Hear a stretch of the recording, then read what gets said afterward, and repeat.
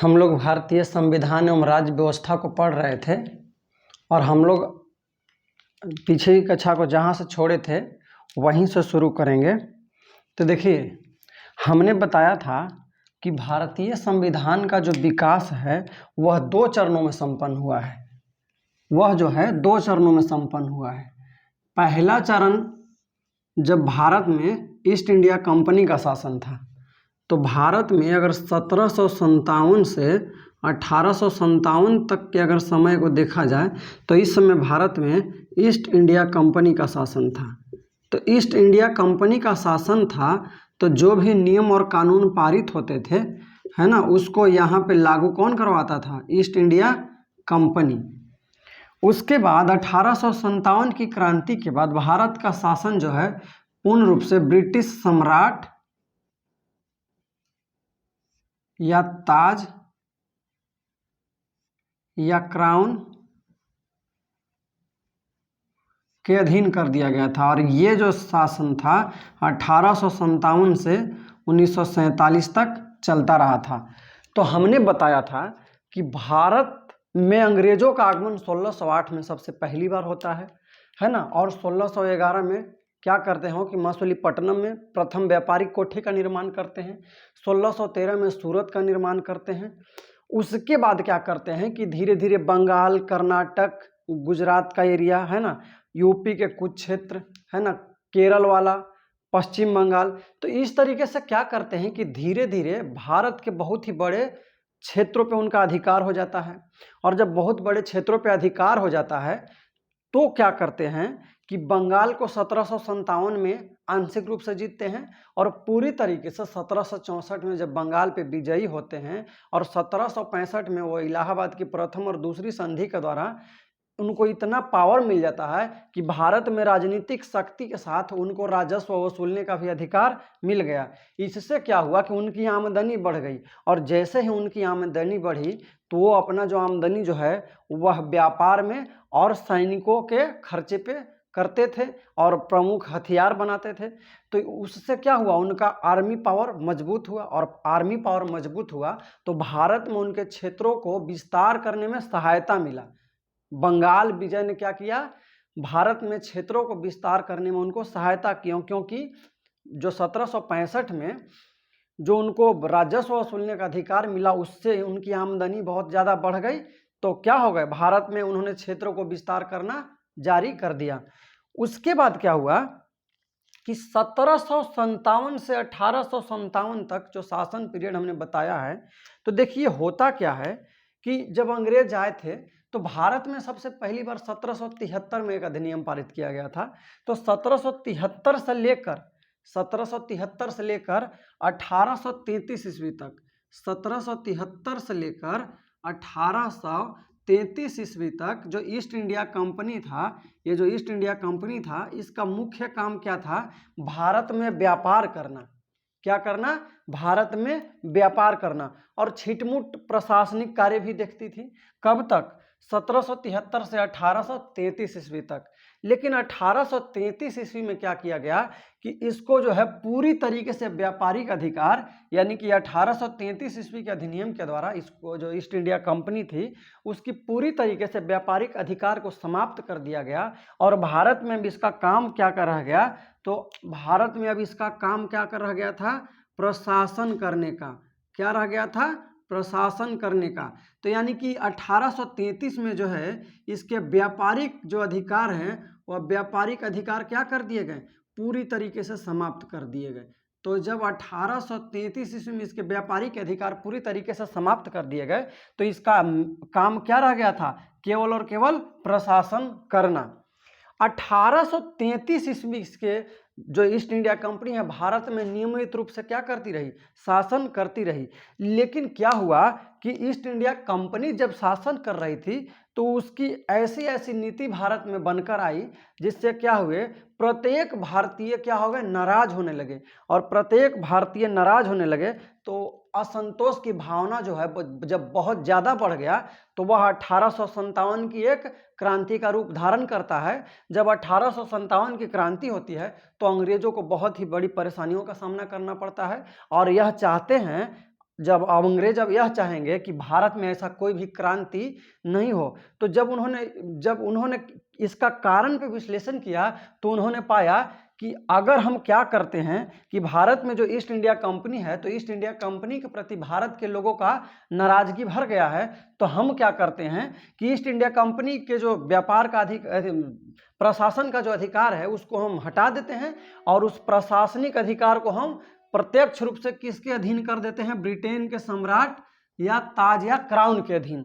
तो इसी कारण को देखते हुए 1858 में एक अधिनियम लाया गया था और जिसमें कहा गया था कि अब जो है ईस्ट इंडिया कंपनी का जो है प्रशासनिक अधिकार भी पूरी तरीके से खत्म हो गया और अब जो भी प्रशासन है वह ईस्ट इंडिया कंपनी के थ्रू ना होकर जो ब्रिटेन के सम्राट हैं, ताज हैं, क्राउन हैं, उनके अधीन किया जाएगा। तो इसीलिए भारतीय संविधान का विकास जो है 1757 से 1857 तक ईस्ट इंडिया कंपनी के अधीन हुआ है और 1858 से 1947 तक 1858 से 1947 तक जो है वो किसके थ्रू हुआ है, ब्रिटेन के सम्राट या ताज या क्राउन के थ्रू। तो अब तक हमने कहाँ तक का अधिनियम पढ़ लिया था, तो हमने अब तक 1861 ईस्वी के भारत परिषद अधिनियम तक पढ़ लिया था।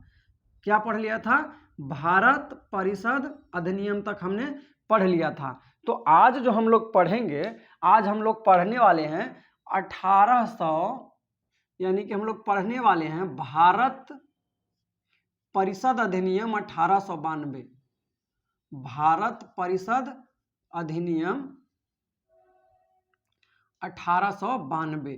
तो देखिए पढ़ने का हम लोग का जो तरीका रहा है, तो मैंने बार बार बताया है कि अगर हम लोग उस समय की अगर पृष्ठभूमि को जान लेंगे तो हम लोगों को बहुत ही आसानी से पता चल जाएगा कि भारत परिषद 1892 में क्या क्या परिवर्तन हुए थे और उस समय की परिस्थितियां क्या थी और भारतीयों का मांग क्या था। तो देखिए अगर हम 1892 ईस्वी के अधिनियम की बात करें तो हमने अभी बताया कि अंग्रेजों के नीतियों से क्या हो रहे थे, प्रत्येक भारतीय नाराज था और प्रत्येक भारतीय नाराज था तो भारतीयों को लगा कि अगर हम एक क्रांति करके उन पे आक्रमण करके उनके क्षेत्रों को जीत लेंगे, यानी कि उनको हम यहाँ से भगा देंगे, तो वो प्रयास भी करके वो थक चुके थे और वो भी उनका क्या हुआ, असफल होगा, क्योंकि 1857 के विद्रोह को बहुत ही बेरहमी से क्या कर दिया गया, अंग्रेजों ने कुचल दिया। तो अब अंग्रेजों ने यह महसूस किया कि हमारा विकास नहीं हो रहा है। तो विकास क्यों नहीं हो रहा है, क्योंकि हमारी बातों को कोई अगर ऐसा संगठन होता जो हमारी बातों को इंग्लैंड के संसद को या सम्राट को जाकर बताता, हमारी परेशानियों को बताता, तो शायद वो हमारी परेशानियों को समझते और कुछ परिवर्तन दिखाते। तो इसी उद्देश्य से क्या हुआ कि भारतीयों ने मिलकर 1885 में क्या किया, भारतीय राष्ट्रीय कांग्रेस की स्थापना की। क्या किया, भारतीय राष्ट्रीय कांग्रेस की स्थापना किया। भारतीय राष्ट्रीय कांग्रेस। अब देखिए जब भारतीय राष्ट्रीय कांग्रेस की स्थापना हो रही थी तो इसके जो संस्थापक थे, अगर हम इसकी संस्थापक की बात करें तो संस्थापक कौन थे, ये हयूम थे। कौन थे, ए यो हयूम। ये वो हयूम थे। और जो भारतीय राष्ट्रीय कांग्रेस, तो ये जो कांग्रेस शब्द जो है यह कहाँ से लिया गया है, यह लिया गया है उत्तरी अमेरिका से, उत्तरी अमेरिका से लिया गया है। तो यह उत्तरी अमेरिका से लिया गया है और ये इसका जो नामकरण किया था, भारतीय राष्ट्रीय कांग्रेस जो नामकरण किया था वो नामकरण किए थे दादा भाई नौरोजी।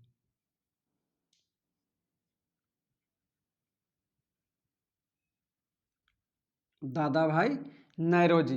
तो देखिए भारतीय राष्ट्रीय कांग्रेस की जब स्थापना हो रही थी तो भारतीय राष्ट्रीय कांग्रेस की स्थापना 1885 में हुई है और उस समय जो भारत का वायसराय था, भारत का अगर वायसराय की बात करें तो भारत का वायसराय था डफरिन, लॉर्ड डफरिन। इसका जो शासनकाल था 1884 से 1888 तक था, है ना। तो यह भारत में वायसराय था। तो भारत में वायसराय था तो भारत के जो राष्ट्रीय कांग्रेस था, तो भारतीय राष्ट्रीय कांग्रेस की स्थापना में इन्होंने क्या किया था, सहयोग प्रदान किया था।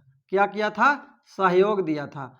अब सोचिए कि भारत के अगर कोई संस्था निर्माण करने में अंग्रेज को सहयोग देंगे, तो देखिए उनकी मंशा ये थी कि भारतीयों ने अपने हिसाब से अपने परिस्थितियों का आकलन किया, और ब्रिटेन के जो संसद थी और ब्रिटेन के जो सम्राट थे या उनके जो अधिकारी थे, उन्होंने 1857 का जब विश्लेषण किया तो उन्होंने यह पाया कि अगर भारत के पब्लिक और इंग्लैंड के जो अधिकारी थे, उन दोनों के बीच अगर कोई समझौता कराने वाला रहता है ना, तो कुछ शर्तों के साथ अगर हम उनको उनकी कंडीशन को मान लेते तो 1857 जितना बड़ा क्रांति नहीं होता।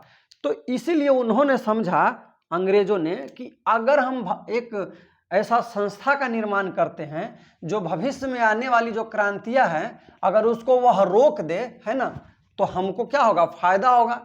तो इन्होंने यही सोचा था कि भारत में जो भी अगर कोई विद्रोह होगा तो उसको क्या करेगा? वह समाप्त कर देगा। तो अगर समाप्त कर देगा, क्यों समाप्त कर देगा? क्योंकि यहाँ के जो लोग हैं वो खुद ही विद्रोह नहीं करना चाहेंगे और संवैधानिक तरीके से क्या करेंगे? डिमांड करेंगे। तो अब भारतीय राष्ट्रीय कांग्रेस की स्थापना भी हो गई। भारतीय राष्ट्रीय कांग्रेस की स्थापना में ब्रिटेन के लोगों ने क्या दिया? सहयोग भी दिया। इसको थोड़ा उतार लीजिए, हम आगे की बातें करेंगे। तो देखिए, ब्रिटेन के लोगों ने सहयोग भी दिया। अब भारतीय राष्ट्रीय कांग्रेस की जब स्थापना हो गई तो पहले अधिवेशन में, है ना, पहले अधिवेशन में 72 प्रतिनिधियों ने भाग लिया। दूसरे अधिवेशन में, है ना, सेकेंड में 434 ने भाग लिया, और तीसरे अधिवेशन तक आते आते 600 प्लस लोग जुड़ गए, और चौथे अधिवेशन तक आते आते भारत के जो है बहुत से ग्रामीण क्षेत्र के लोग, कृषि में संलग्न लोग, व्यापारिक, एक तरीके से कहा जाए कि प्रत्येक भारतीय वर्ग, प्रत्येक समुदाय के लोगों का जुड़ाव भारतीय राष्ट्रीय कांग्रेस की ओर होने लगा। जब भारतीय राष्ट्रीय कांग्रेस की ओर होने लगा तो भारतीय राष्ट्रीय कांग्रेस क्या होने लगी? मजबूत होने लगी। इन्होंने अपनी मजबूत परिस्थितियों को देखते हुए अब भारतीय राष्ट्रीय कांग्रेस ने क्या किया कि 1890 के बाद जो इंग्लैंड में से कानून बन कर आते थे, उस कानूनों का इन्होंने विश्लेषण करके और इन्होंने ब्रिटेन को क्या करना चालू कर दिया? कटु आलोचना करना चालू कर दिया, और लोगों में यह भावना जगाना चालू कर दिया कि अंग्रेज जो भी कानून पारित करके आ रहे हैं उसका मूल उद्देश्य क्या है?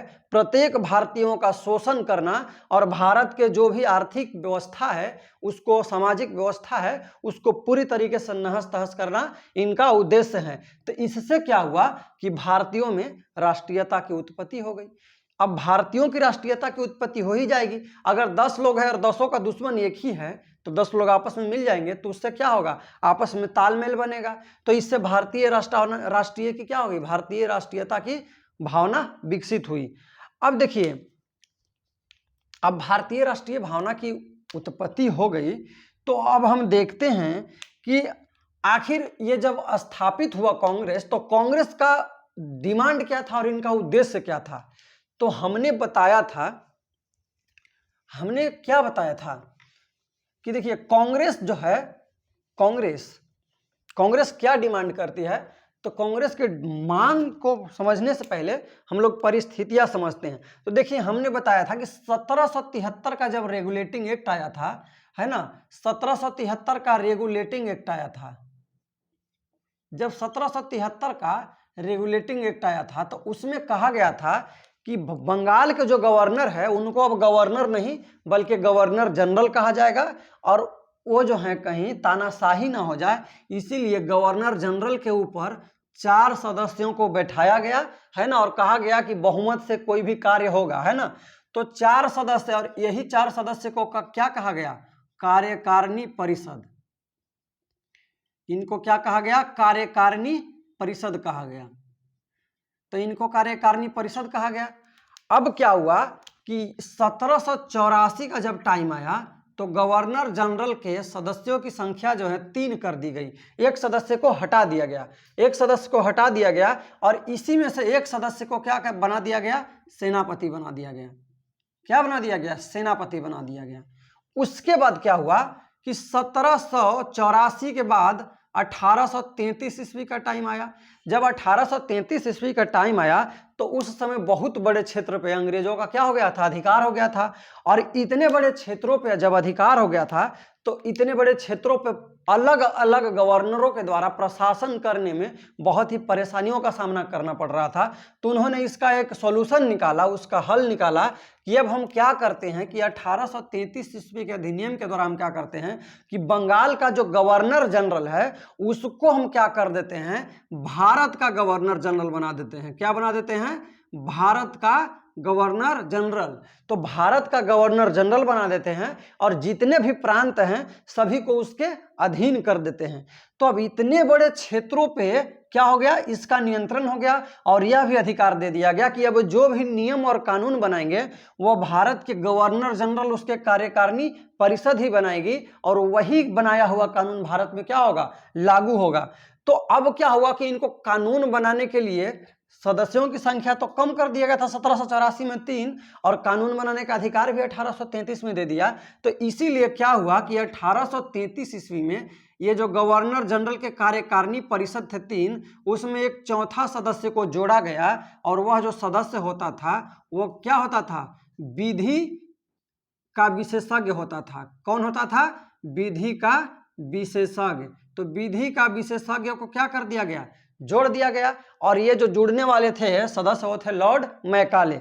अब देखिए उसके बाद क्या होता है कि 1853 ईस्वी का टाइम आता है। 1853 ईस्वी के अधिनियम के द्वारा कहा गया कि अब जो है नियमित रूप से भारत में ईस्ट इंडिया कंपनी के क्षेत्रों का क्या हो रहा है, विस्तार हो रहा है, प्रसार हो रहा है। तो जब ब्रिटेन के क्षेत्र का विस्तार हो रहा है भारत में, तो उसके प्रशासन से संबंधित नियम संचालित करने के लिए, नियम बनाने के लिए लोगों की संख्या को भी बढ़ाया जाना चाहिए। तो उन्होंने क्या कहा कि देखिए गवर्नर जनरल तो है ही और 3 अब एक 4 कार्यकारिणी परिषद में तो पहले से हैं। अब हम क्या करेंगे कि मौका मिलेगा तो 6 आपको सदस्य देंगे और अगर 6 से भी काम नहीं पड़ेगा तो 2 आपको अतिरिक्त और सदस्य हम जोड़ देंगे। इसकी सहायता से आप क्या करिएगा, कानून बनाइएगा और नियम को संचालित करिएगा। तो अब हम अगर देख रहे हैं तो टोटल सदस्यों की संख्या अगर गवर्नर जनरल को छोड़ के देखा जाए तो हम देख रहे हैं कि टोटल सदस्यों की संख्या जो है 6 4 10 और 2 12 हो गया। और यही जो 12 सदस्य हैं इनको क्या कहा गया, इनको कहा गया विधान पार्षद। क्या कहा गया, विधान पार्षद कहा गया। तो अब इस बात से यह भी पता चल गया कि 1853 ईस्वी के अधिनियम के द्वारा भारत में सबसे पहली बार विधान परिषद की स्थापना का क्या मिलता है, उल्लेख मिलता है। अब ये जो विधान पार्षद थे, है ना, ये विधान पार्षद का 2 काम था। ये जो विधान पार्षद था, ये विधान पार्षद का कितना काम था, 2 काम था। तो एक काम जो था वह क्या था, कार्यकारी का। एक काम क्या था, कार्यकारी का, और दूसरा काम क्या था, विधायी का। तो देखिए विधायी का मतलब होता है कि वो कानून भी बनाते थे और उस कानून को लागू भी करवाते थे, यानी कि कार्य भी करते थे। तो इस तरीके से हम देख रहे हैं कि 1853 ईस्वी में क्या बन गया, विधान पार्षद बन गया। अब देखिए 1853 ईस्वी में विधान पार्षद बन गया, उसके बाद 1858 ईस्वी का अधिनियम आया और 1861 ईस्वी का अधिनियम आया। तो 1861 ईस्वी के अधिनियम में क्या होता है, 1861 ईस्वी के अधिनियम में होता क्या है कि देखिए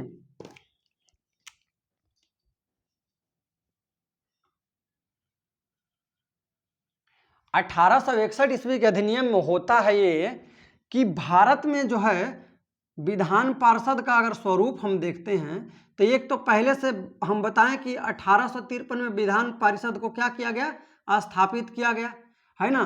तो जो 1853 में स्थापित किया गया था वो गवर्नर जनरल, है ना, गवर्नर जनरल। तो गवर्नर जनरल जो थे उनके जो कार्यकारिणी परिषद थी,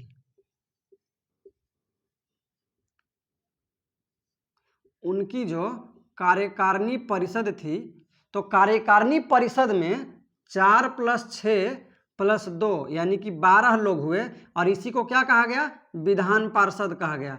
लेकिन ये जो है गवर्नर जनरल से संबंधित था, तो इसी विधान परिषद को क्या कह दिया गया, केंद्रीय विधान पार्षद कह दिया गया। इसको क्या कह दिया गया, केंद्रीय विधान पार्षद।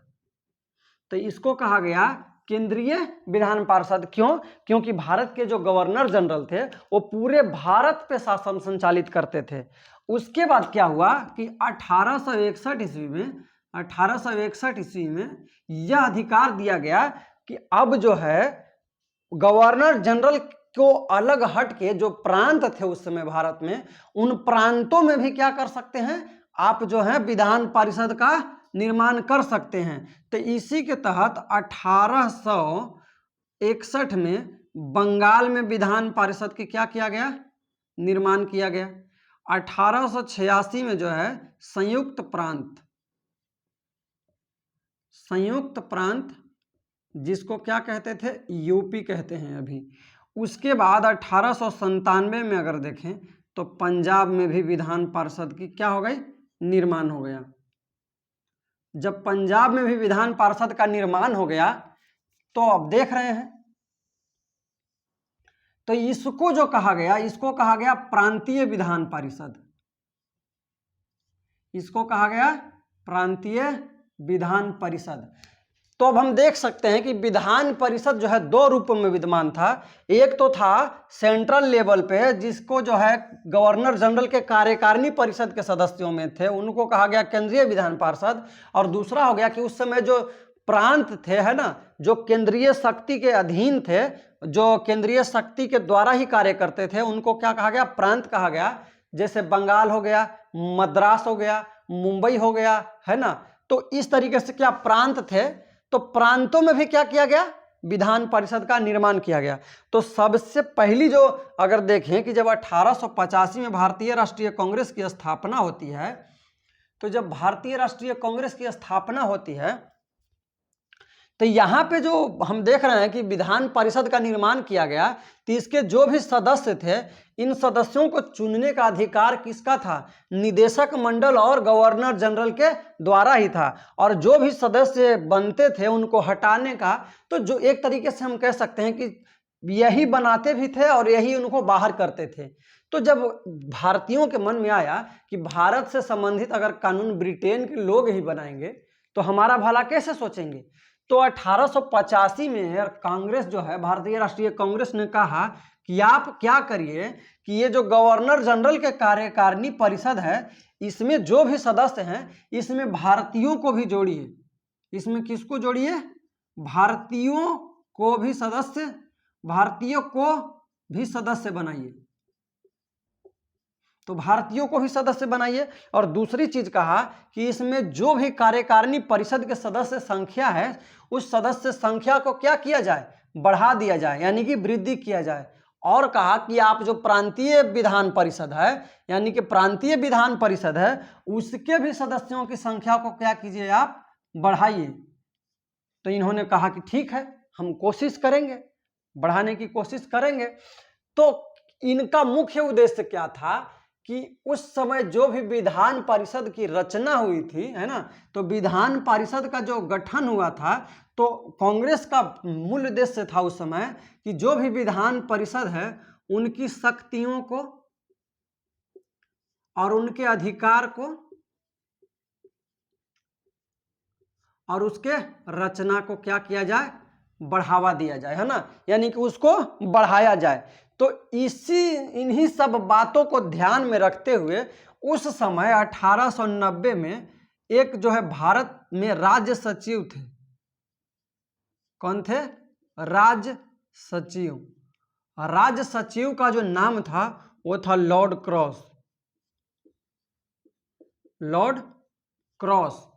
लॉर्ड क्रॉस ने क्या किया कि एक समिति का निर्माण किया, है ना, और उस समिति का नाम था जॉर्ज चीजनी समिति। जॉर्ज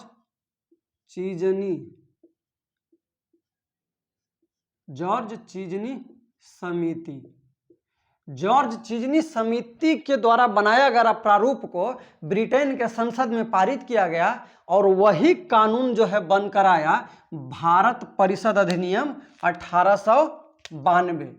क्या आया, 1892 का भारत परिषद अधिनियम। तो अब हम देखते हैं कि भारतीय राष्ट्रीय कांग्रेस ने डिमांड ये किया और इन्होंने क्या क्या किया। तो देखते हैं हम लोग एक एक करके। तो अब देखते हैं हम लोग कि 1892 ईस्वी के जो भारत परिषद अधिनियम था उसमें क्या क्या परिवर्तन हुए, तो हम लोग देखते हैं।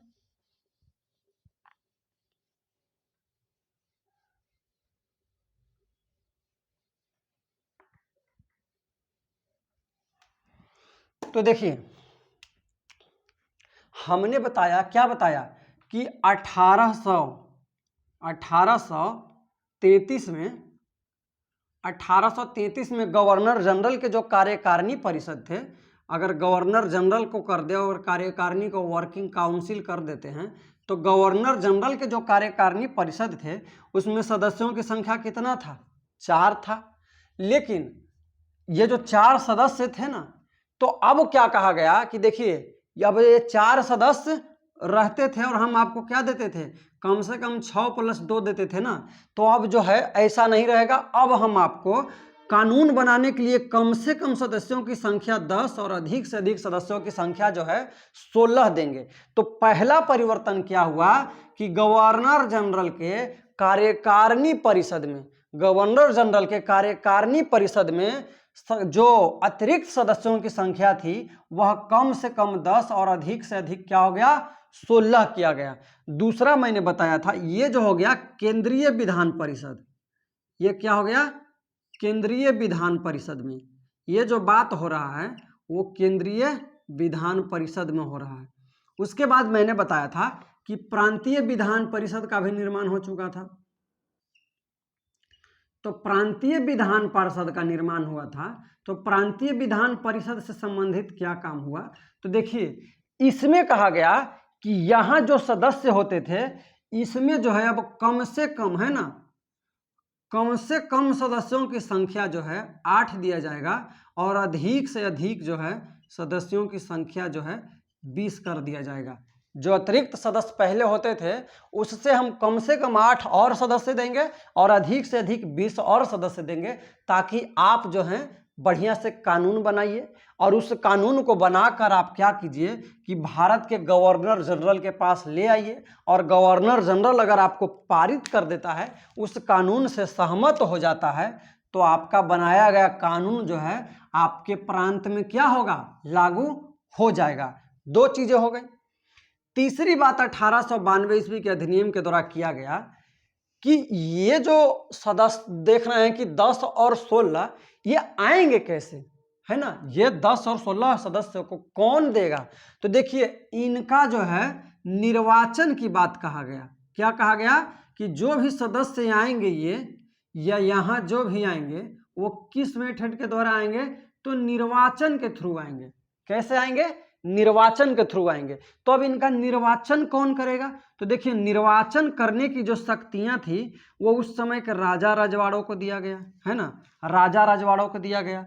दूसरा चीज है, दूसरा कहा गया, है ना, राजा रजवाड़ों के साथ जो वाणिज्यिक मंडल होते थे, वाणिज्यिक मंडल मतलब क्या होता था कि जिनके पास व्यापार करते थे, जो भारत में व्यापारिक रूप से क्या थे? शक्तिशाली थे। क्या थे? व्यापारिक रूप से शक्तिशाली थे। तो राजे रजवाड़े थे, वाणिज्य मंडल हो गया, वाणिज्य मंडल हो गया। और कौन होते थे? स्थानीय जो स्वशासन था, है ना, तो स्थानीय सरकार और जो होता था विश्वविद्यालय, विश्वविद्यालय। तो ये सब क्या करते थे? इन सदस्यों को क्या करते थे? मतलब इन सदस्यों को रिकमेंड करते थे, सिफारिश करते थे, और जो ये सिफारिश करके भेजते थे उन्हें कौन चुनता था? गवर्नर जनरल चुनता था। तो अब आप देखिए तो कि कोई भारतीय इनको तो चुन नहीं रहा है, और कांग्रेस ने क्या कहा था कि अब जो है भारतीयों को नियुक्त करिए।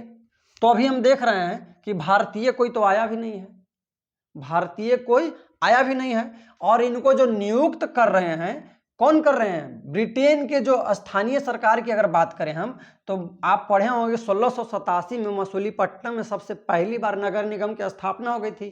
तो ब्रिटेन ने क्या कर दिया था? भारत में छोटे छोटे स्तर पर स्थानीय सरकार की स्थापना कर दिया था।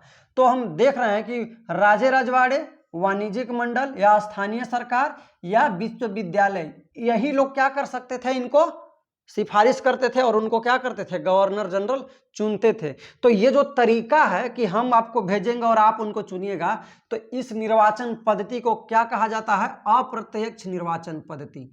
क्या कहा जाता है? अप्रत्यक्ष निर्वाचन पद्धति। तो अप्रत्यक्ष निर्वाचन पद्धति की शुरुआत जो है कब हुआ, तो 1892 ईस्वी के अधिनियम के द्वारा।